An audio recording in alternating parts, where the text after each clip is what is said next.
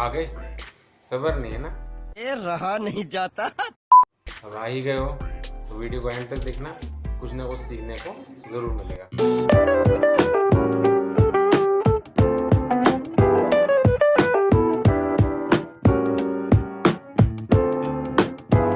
तो आज हम बात करेंगे ट्रेनिंग की। अच्छा, मतलब अगर आपने मेरा पिछला वीडियो देखा है, नहीं नहीं देखा है तो आई बटन में शो हो रहा होगा, देख लो।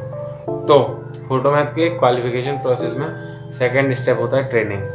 और मैंने आपको पिछले वीडियो में बोला था कि ट्रेनिंग आपको बहुत अच्छे से खुद से करनी पड़ेगी, क्योंकि पहले जो टेस्ट भी होते थे उनको पास करना पड़ता था। आप पास करो ना करो तो ये आपके ऊपर है, और ट्रेनिंग आपको खुद से बेस्ट देके करनी है, जिससे कि आपको सब कुछ समझ में आ जाए। और उस वीडियो में एक भाई ने कमेंट किया था कि आप एक ट्रेनिंग के ऊपर डिटेल वीडियो बना दो। तो इस वीडियो में हम फोटोमैथ के सेकंड स्टेप मतलब ट्रेनिंग को डिटेल में समझेंगे, सीखेंगे। तो चलते हैं कंप्यूटर की स्क्रीन पर। तो मैथ प्रोफिशिएंसी टेस्ट पास करने के बाद हमारी ट्रेनिंग आती है। इसमें ट्रेनिंग में अपना पहला है सॉल्विंग टास्क। तो इसमें आपको सबसे पहले मिल जाएगा 4C रिक्वायरमेंट देखने को, correct, clear, complete and copyright. तो हम सबसे पहले करेक्ट पे चलेंगे। अब करेक्ट के लिए आपको, अगर आपको ये वीडियो देखना है तो आप ये वीडियो देख सकते हो। इसमें वो आपको समझा देगा कि कैसे करेक्ट लिखते हैं। नहीं तो अपन सरल भाषा में नीचे देख लेते हैं कि कैसे करते हैं। तो सबसे पहले है कि आप जो PM सॉल्यूशन लिखते हैं उसमें आप जो भी कैलकुलेशन करते हैं, डेफिनेशंस लिखते हैं, थ्योरम अप्लाई करते हैं, या फिर आप जो इमेज इंपोर्ट करते हैं विजुअल सीक्वेंस, तो वो मैथमेटिकली करेक्ट होने चाहिए। आप जो कॉन्सेप्ट अप्लाई करते हैं, इन शॉर्ट्स आप कह सकते हो कि आपकी कैलकुलेशन, जो आप मैथ की कैलकुलेशन करोगे वो करेक्ट होनी चाहिए। आप जो डेफिनेशन, थ्योरम, कॉन्सेप्ट अप्लाई करोगे वो डिटेल में लिखा होना चाहिए और करेक्ट भी होना चाहिए, मिसलीडिंग नहीं होना चाहिए। सिंपल सा इसका मतलब ये होता है। और PM सॉल्वर में जो आपको, जैसे अगर आपको बोल रहा है कि आपको एक क्वाड्रेटिक इक्वेशन दी हुई है, और अगर वो आपको बोल रहा है कि आपको ये क्वाड्रेटिक इक्वेशन क्वाड्रेटिक फार्मूला से सॉल्व करना है, और आपने उसको डायरेक्टली सॉल्व कर दिया फैक्टर करके या कैसे भी, तो वो नहीं चलेगा, ये करेक्ट नहीं होगा। तो उसके लिए आपको PM सॉल्वर में ढूंढना पड़ेगा। और अगर PM सॉल्वर में आपको नहीं मिलता है जो स्टेप, जो रिक्वायरमेंट वो टास्क मांग रहे हैं, पहले टास्क सही से पढ़ना है, और टास्क में जो रिक्वायरमेंट मांग रहे हैं अगर वो आपको नहीं दे रहे हैं तो आपको सिंपली खुद उसको मैथ सीक्वेंस में अपना सेट करके करना पड़ेगा।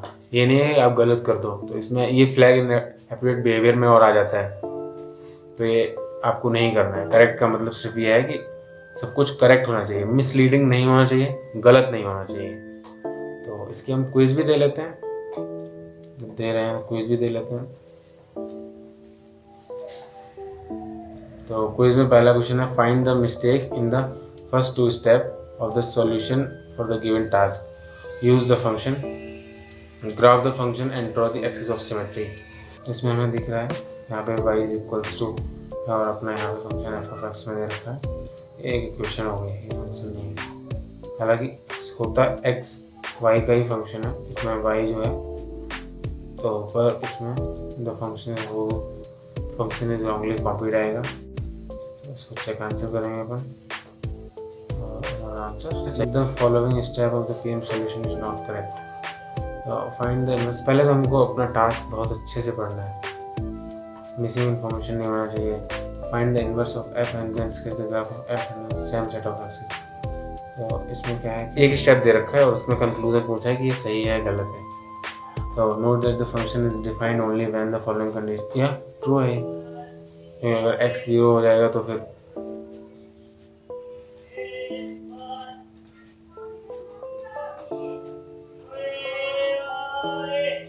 नेक्स्ट करेंगे। तो if a task require, but ये अभी मैंने आपको बताया था, जो आपको टास्क मेथड बोल रहा है कि आपको ये करना है तो आपको वही दिखाना पड़ेगा। If a task require a particular method for solving, this method must be used in the PM solution. तो ये ट्रू है अपनी ये ट्रेनिंग। अगर आप ये मैंने तीनों करेक्ट कर दिए हैं, मैं आपको इनकरेक्ट भी करके दिखा दूंगा, तो ज़रूरी नहीं है आप सब करेक्ट करो, पर हाँ आपको आना चाहिए।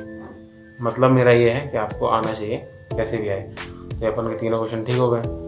सबमिट करके हम आगे बढ़ते हैं, नेक्स्ट करते हैं। ऑटोमेटिक हम लोग सेकेंड स्टेप पे पहुंचा देगा जो कि क्लियर होता है। यहाँ पे भी क्लिक करके देख सकते हो अपना करेक्ट कंप्लीट हो गया। अब हम चलेंगे क्लियर पर। तो क्लियर का मतलब होता है, पहले पढ़ लेते हैं तो बता देता हूँ।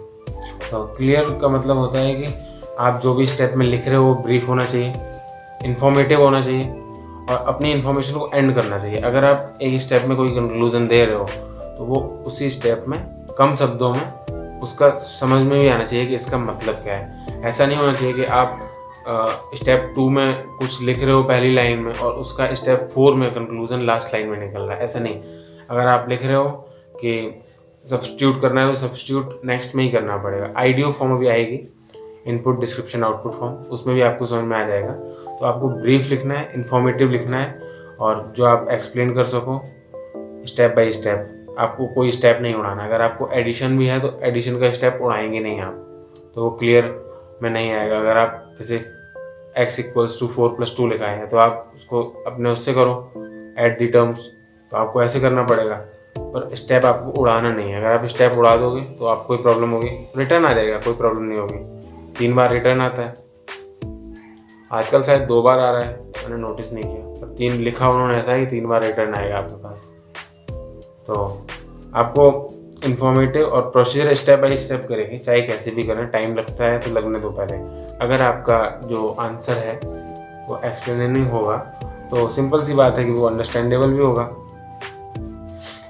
तो अब नीचे इसमें पढ़ लेते हैं कि देखो यहाँ पे लिखा है ईच एक्शन और ऑपरेशन इज एक्सप्लेन। तो डिटेल में एक्सप्लेन होना चाहिए और हम पहले ही अभी करेक्ट में बात कर चुके हैं। करेक्ट में क्या है कि कोई मिसलीडिंग डाटा नहीं होगा, थ्योरम लाइक कॉन्सेप्ट, तो ऐसे। अब इसमें क्या है, every element is visual incorrectly displayed. अगर आप कोई विजुअल कंटेंट बना रहे हैं, लाइक विजुअल कंटेंट नहीं बना रहे हैं, तो अगर हम लेटेक्स में कुछ लिख रहे हैं, ब्लॉक लेटेक्स में कुछ लिख रहे हैं, तो हमारा जो एक्सपर्ट सॉल्यूशन प्रीव्यूअर होता है उसमें हमें ये पूरा दिखना चाहिए। क्वेश्चन का आंसर जो आप लिख रहे हो, ऐसा नहीं है कि आधा कट गया। ऐसा नहीं है कि अगर आपने लगभग आपको 10 टर्म्स जोड़ने हैं तो आप एक ही लाइन में जोड़ते चले गए। उनको लिखने के तरीके होते हैं, वो हम लेटेक्स में बात कर लेंगे, पर आपको वो दिखने चाहिए और मतलब क्लियरली दिखने चाहिए, ना ब्लर भी नहीं होने चाहिए। क्योंकि पीएम सॉल्वर अभी आपको इंटरफेस दिख जाएगा, प्रीव्यूअर और इंटरफेस दोनों आपको उसमें दिख जाएगा। तो इसमें यह है कि लेटेक्स के symbol, number, variable, operation, expression, equation, function और जो भी मैथ का ऑब्जेक्ट हो वो आपको क्लियरली विजुअल होना चाहिए उसमें। अब सेम इसमें नीचे चीज़ जो मैंने अभी बात करी थी विजुअल कंटेंट की, तो अगर आपका relevant element of visual content है तो उसको मतलब रिकॉग्नाइज होना चाहिए, आपको वो प्रीव्यूअर में दिख जाना चाहिए। अगर जैसे हम कोई पॉइंट प्लॉट करते हैं, लाइक मान लो कि हमने 3,5 कोई पॉइंट प्लॉट किया और उसमें से 3,5 हमारा प्रीव्यूअर में नहीं आ रहा है, तो वो भी आपका क्लियर नहीं होगा। तो वो पूरा पॉइंट का जो लेवल होता है वो आना चाहिए उसमें। तो अब विजुअल कंटेंट के बाद, और हाँ, अगर आप जैसे कि प्रीव्यूअर में कलर यूज़ कर रहे हैं तो कलर आप वही यूज़ करेंगे जो आपको कलर उन्होंने दे रखे हैं। ऐसे हम जानते हैं कि प्राइमरी, सेकेंडरी और टर्शियरी होते हैं। तो ये कलर का भी एक अलग से होगा, तो हम कलर को भी देख लेंगे। इसमें ज़्यादा कोई बड़ी बात नहीं, कलरिंग देखो दे रखा है, हम उसको भी देख लेंगे। तो अगर आप किसी को हाईलाइट करते हो तो कलर सही यूज़ करना। Procedure, elements in visual content. Visual content में आपको अगर आप कोई चेंजेस ला रहे हो तो ब्लू से अगर आपने विजुअल कंटेंट में शो कर रखा है तो आपको उसको ब्लू कलर से ही उसको आपको नीचे उसके डिस्क्रिप्शन में कि क्या हमने चेंज किया है उसको ब्लू कलर से ही शो करना पड़ेगा। तो वो भी आपका क्लियर आता है। इन शॉर्ट आप जो करोगे वो क्लियर होना चाहिए, छोटा होना चाहिए, समझ में आना चाहिए, साफ साफ लिखा होना चाहिए। हाँ, लैंग्वेज जो आप लिखोगे वो ग्रामेटिकली करेक्ट होनी चाहिए, कोई स्पेलिंग मिस्टेक ना हो, फ्रेज ना हो। और हिंट भी आएंगी इसमें, ये भी आता है। अगर आप कोई हिंट अटैच करते हो और हिंट रिलेट करनी चाहिए, ये नहीं है कि आपको रेडियस ऑफ सर्कल मांग रहा है, आप डायमीटर ऑफ सर्कल कर रहे हो अटैच, ये नहीं करना है। इसमें एक चीज़ और थी जो मैं भूल रहा हूँ, बस हवा निकल गई। तो अब इसकी भी क्विज देख लेते हैं। इसमें टेक क्विज करेंगे। तो इन्होंने हमें एक स्टेप दे रखा है अपने क्वेश्चन का, सिंपल था।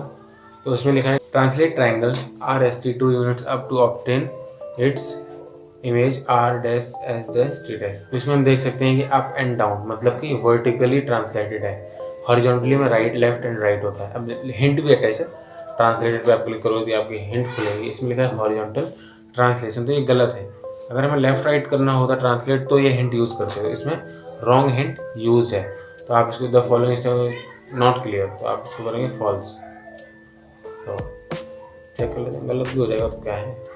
The whole solving question must be written within one solving step regardless how no no no false है, नहीं फॉल्स होगा ये, क्योंकि होल सॉल्विंग क्वेश्चन एक स्टेप में, अभी हम लोगों ने बात कर रही थी थोड़ी देर पहले, ब्रीफ होना चाहिए, इन्फॉर्मेटिव होना चाहिए। ये क्या मतलब है कि रिगार्डलेस कितनी भी इंफॉर्मेशन अलग सेपरेट स्टेप बना दो ना उसके लिए। नेक्स्ट करेंगे, तो this step follows the requirement for the PM solution to be clear. Sine ratio में परपेंडिकुलर अपॉन हाइपोटेनस आता है, इसका कोई लॉजिक बना नहीं कि इसमें बेस नहीं आएगा, बेस आएगा कॉस में, तो ये कॉस रेशियो है कोसाइन रेशियो से निकल जाएगा, तो इसको फॉल्स कर देते हैं अपन, आपके समझने के लिए है, आपको जैसे भी ठीक लगे। फॉल्स है देखो, तो आपको ये भी कुछ कंप्लीट हो गई। नेक्स्ट पे चलते हैं, अगला आता है कंप्लीट। वीडियो मन हो तो देख लो, मज़ा आएगा मेरा वाला वीडियो देखने में, ठीक है। The PM solution is complete. Complete बहुत सिंपल सा है। अगर आपको एक क्वेश्चन दे रखा है, सबसे पहले आपको उस क्वेश्चन को ठीक से पढ़ना है, उसमें आपको डिटरमाइन करना है कि उसमें कितने क्वेश्चन पूछ रखे हैं उन्होंने, कितने क्वेश्चन आस्क किए हैं। ये नहीं है कि उन्होंने क्वेश्चन पूछे आपसे 2, आप आंसर 1 का दे रहे हो। ये भी नहीं है कि क्वेश्चन पूछा 1 और आप बेमतलब का उसमें ज्ञान दे रहे हो ना, कंप्लीट होना चाहिए। तो the PM solution is complete is following true, all part of task are answered in the solving step. तो आप जो भी टास्क हैं वो आपको सॉल्विंग स्टेप में सॉल्व करना है, and all the answer repeated in the solution step. तो आंसर भी उसके लिखने पड़ेंगे, पहले ऐसा नहीं लिखना है पहले का आंसर ये, रिलेट करके इतना तो आता ही है, नहीं काम करोगे तो इतना तो आ ही जाएगा, रिलेट करके लिख देना है, इंडिपेंडेंट स्टेटमेंट की तरह लिख देना है। ये नहीं लिखोगे आपकी आंसर नंबर 1 ये आंसर नंबर 2 ये, ना ना ना, गलत हो जाएगा। आपको इंडिपेंडेंट स्टेटमेंट मतलब कि बस आंसर दे, किसी भी स्टेप से रिलेवेंट ना हो, रिलेटेड ना हो, बस अपना आंसर दे दे। All needed proofs explanation verifies और इमेजेस आर प्रोवाइड। जो मांग रहे हैं क्वेश्चन में, आपको बोल रहे हैं कि ग्राफ चाहिए हमें, तो ग्राफ दो, क्वेश्चन में जैसा जैसा बोल रहे हैं वैसा वैसा करना पड़ेगा। सेम वो चीज़ भी आ जाती है जो हमने पिछली पढ़ी थी कि हमें वही यूज़ करना पड़ेगा जो बोलेंगे, तो वो भी इसमें आता है। कंप्लीट रिक्वायरमेंट तभी पूरी होती है जब हम जो वो स्टेप बोलेंगे कि आपको ऐसे ऐसे करना है, आपको रूट ऐसे निकालना है, तो वो हमें करना पड़ेगा। कुछ दे लेते हैं इसकी भी। The solution step of the given task is written accordingly to the complete requirement. इसमें लिखा है is the slope of the line constant between 0,2 and 2,3 and the points 2,3 and 8,6 explain. आपको मैं तो अभी यहाँ स्लोप फार्मूला लगा के m is equal to y2 minus y1 upon x2 minus x1, same slope नहीं है, इसको हम फॉल्स करेंगे। ये मैं इसलिए बता रहा हूँ, इसमें टाइम ही लग रहा है, और आप एक बार देख लोगे तो आपको थोड़ा बहुत ठीक लगेगा कि आपको खुद ही सॉल्व करना है। और अगर फॉल्स आते हैं यार तो दे लो, दोबारा दे लो, कोई दोबारा भी दे सकते हैं, ऐसा कुछ नहीं है कि हम दोबारा नहीं दे सकते, कॉन्फिडेंस ही बढ़ता है। इसमें लिखा है कि is the step for this task the graph is not necessary. क्या ग्राफ की ज़रूरत नहीं है? जो कि अभी हम बात कर रहे थे कि हर चीज़ जो क्वेश्चन में मांग रहे हैं वो प्रोवाइड करनी है, तो कोई क्वेश्चन पढ़ते हैं तो ग्राफ ईच इक्वेशन, आंसर मिल गया होगा? नहीं मिला, बस ईच इक्वेशन को ग्राफ करना है, तो क्यों ग्राफ नहीं दिया है? Graph is not necessary, false है, स्टेटमेंट ही फॉल्स है। चलो नेक्स्ट करते हैं। तीसरा क्वेश्चन है what is the true for the following task 4x² minus 12x plus 5। नहीं आता यार, नहीं आता, मुझे नहीं आता, गलत भी तो करना हो जाएगा। 50% तो सही हुआ ना, मजा आया भाई। 10% अपना आंसर सही हो चुका है, हम जीत गए हैं। तो नेक्स्ट कंप्लीट की बात आता है अपना कॉपीराइट चचा। कॉपीराइट चचा बड़े ही बवाल आदमी हैं, इनसे हमें सतर्क रहना है, क्योंकि ये अगर आप एक बार एक्सपर्ट बन भी जाते हैं तो कॉपीराइट चचा में इतनी ताकत है कि ये आपको बैन करा सकते हैं। इनसे सावधान रहें, सतर्क रहें, थोड़ा इनसे दूर रहें। कॉपीराइट तो आपके आंसर में, रिव्यू में आना ही नहीं चाहिए। चलो कॉपीराइट को देख लेते हैं। मुझे जितना पता है मैं उतना बताता हूँ। आपको कोई टास्क दिया है, वर्ड टू वर्ड नहीं लिखना है उसका। टास्क में आपको समटाइम्स आंसर भी प्रोवाइड करा देते हैं, वर्ड टू वर्ड आंसर नहीं लिखना है। अगर आपको कोई नेम दे रखा है, अगर जैसे आपको दे रखा है सुमन, आप सुमन का लिख सकते हो द गर्ल, पर सुमन डायरेक्ट नहीं लिख सकते हो। एक और चीज़, बढ़ने से पहले आपको अगर टास्क के नीचे कोई एग्जाम्पल टास्क दे रखा है उसको कभी इंपोर्ट मत करो, ID बैन, ठीक है। तो उसको इंपोर्ट नहीं करना है। अब आता हो तो करो, नहीं छोड़ दो बे, स्किप कर दो। तुम दिन में 1000 टास्क स्किप करो, कोई को किसी को मतलब नहीं है। पर ये नहीं होना चाहिए कि मतलब आ नहीं रहा है और फिर भी गवारों की तरह लगे हैं कि बस सॉल्व करना है। Any task content reproduce in the PM solution modified, तो आपको मॉडिफाई करना है सॉल्यूशन, जैसे मैं बता चुका हूँ। अब टेक्निकल मतलब मैथ के टर्म्स नहीं चेंज कर, अब 4x लिखा है तो उसको हम चेंज नहीं कर सकते ना। तो the task wording is change using synonyms. फिर से वही बात आराम से बतानी पड़ेगी। अगर आपको कोई गार्डन दिया है तो आप उसका ग्राउंड लिख सकते हो। अगर आपको कुछ ऐसा दे रहे हैं तो उसका कुछ आप सिनोनिम वर्ड निकालो और उसको टाइप करो, वो मत डालना भाई। तो मोर जनरल टर्म्स, इनिशियल और डेंटल नंबर्स। तो विजुअल कंटेंट फ्रॉम द, ये बात सही, विजुअल कंटेंट रिपोर्ट नहीं होना चाहिए, रिलेट करना चाहिए। ये नहीं कि कहीं का भी कहीं पटक दिया, बेकार हो जाएगा, रायता फैल जाएगा। Modified in the same way, अगर हाँ सेम वे, तो सेम वे में क्या है कि आप अगर जैसे कोई ग्राफ बना रहे हो, विजुअल सीक्वेंस बना रहे हो कोई सॉल्यूशन के लिए, तो उसमें आपको क्या करना है कि जो वो विजुअल सीक्वेंस है, अगर आप व्यू पोर्ट 3,3 और 3,3 का ले रहे हो तो आपको पूरा प्रोसीजर उसी में बनाना होगा, एक के ऊपर एक, एक के ऊपर एक। ये नहीं है कि एक ग्राफ कोई बना दिया, एक ग्राफ कोई बना दिया। वो हम आगे एक जियोजेब्रा के ऊपर सीरीज लेके आएंगे, उसको भी देख लेना, इससे रिलेट ही करती है पूरी, मस्त से बताएंगे कि कैसे क्या करना है। चलो आगे बढ़ते हैं। If a solution provide with, यही है, वर्ड टू वर्ड कॉपी नहीं करना, ये मैं बोल चुका हूँ यार, मुझे नहीं देना, मैं एडवाइस दे रहा हूँ बस, ठीक है, मुझे नहीं करना कुछ। Step from the solution for the given task, respect the copyright requirement, ठीक है। तो the moon has an average distance from earth of approximately 2. ठीक है, given that the moon has, बिल्कुल चेप दिया बे, ऐसे नहीं करना है, फॉल्स है ये। स्टेटमेंट पढ़ लो क्या है। The step from the solution नहीं कर रहा ना, कॉपीराइट रिक्वायरमेंट की कहाँ कर रहा है। नेक्स्ट करते हैं, ये आता है person's name Calvin and Phoebe, first person second person use कर सकते हैं। ये मैंने क्वेश्चन नहीं पढ़ा भाई, मैं अपने उससे ही बता रहा हूँ। पर्सन नेम शुड CNP कर सकते हैं। तो ये 2 ऑप्शन मुझे लग रहे हैं, क्वेश्चन नहीं पढ़ा मैंने भाई, अपना रिक्वायरमेंट के हिसाब से जा रहा हूँ। और देखो सही भी हो गया, तो सबमिट कर दो। इसलिए बोलता हूँ बस पढ़ लो, क्वेश्चन भले ही ना पढ़ो। आप जिस फील्ड में अगर कॉपीराइट का दे रहे हो तो कॉपीराइट में समझ में आ जाएगा। अच्छा, कर लिए कंप्लीट, तो ट्रेनिंग को देखो, पढ़ो आराम से। समझ में आया तो लाइक कर देना, कमेंट भी कर देना और चैनल को सब्सक्राइब भी कर लेना। आगे भी बढ़िया बढ़िया हम लाते रहेंगे।